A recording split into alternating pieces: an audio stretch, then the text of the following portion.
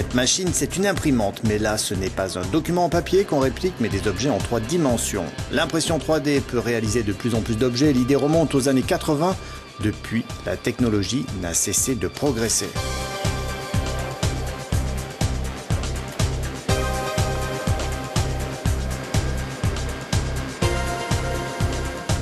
Ce modèle est fabriqué par une société suisse. D'après une modélisation en 3D, l'imprimante recrée l'objet couche après couche. Elle éjecte de la résine liquide qui durcit au rayon ultraviolet. 3h30 plus tard, voilà le résultat.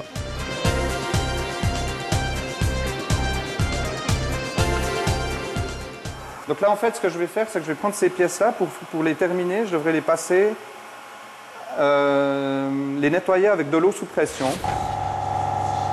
Avec cette méthode, on peut imprimer des objets complexes d'une traite, pas besoin d'assemblage. Ça, c'est des exemples justement de pièces qui ont été faites en une seule fois et puis qui sont fonctionnelles. Donc en fait, le système permet ce genre de choses.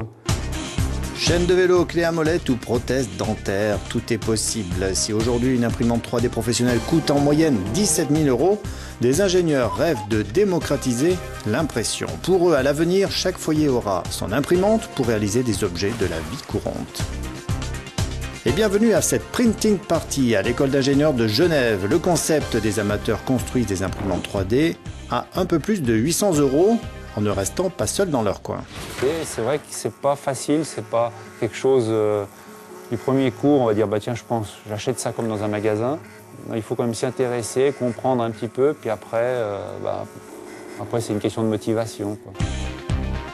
Sur internet, on trouve différents modèles. Leur particularité, c'est qu'ils arrivent tous en pièces détachées. Et qu'il vaut mieux savoir bricoler. Et en fait, il faut prendre tout ça et construire eux-mêmes chez vous. On a toutes les petites pièces en métal, mais on a toujours les instructions sur Internet. Et donc, c'est les choses comme celui-là.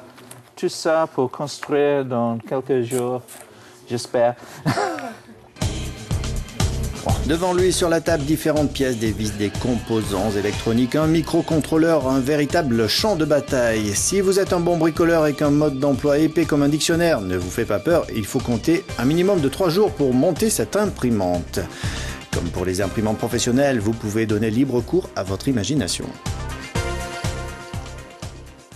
Si on a besoin d'objets, je sais pas moi, des éléments en plastique, des gobelets, des récipients, une assiette, c'est dire bah tiens j'ai besoin de ça, je l'ai cassé, hop, je mets en imprimante 3D, je fabrique ça, hop, terminé.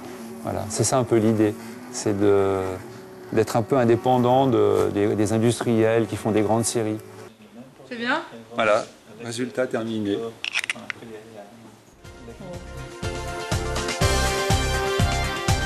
Et l'avenir, c'est l'évolution des matériaux utilisés. Des ingénieurs promettent déjà d'imprimer des aliments, des organes, des voitures et même des instruments de musique.